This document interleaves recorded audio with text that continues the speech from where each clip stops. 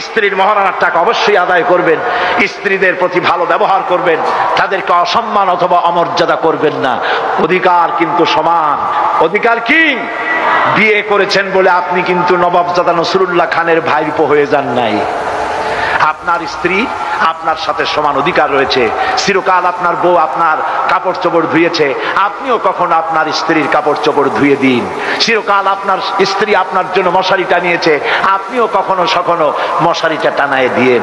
তার খোঁজ খবর নিয়ে ভালো খাবারের দিকে লক্ষ্য রেখেন, যেহেতু মহিলারাই পুষ্টিহীনতায় বেশি ভোগে। ঠিক কিনা? ঠিক কিনা?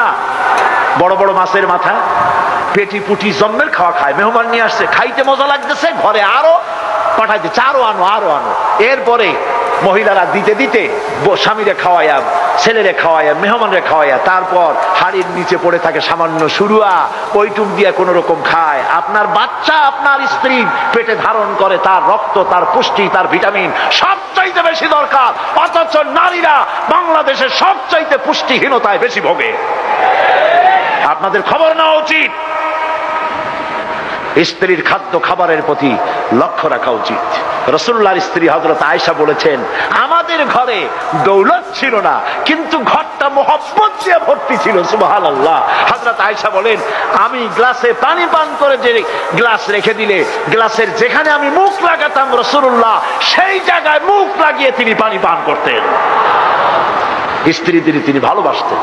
রাসূলুল্লাহ বলেছেন, তিনটা জিনিস আমি পছন্দ করি, নামাজ, সুগন্ধ আর স্ত্রী।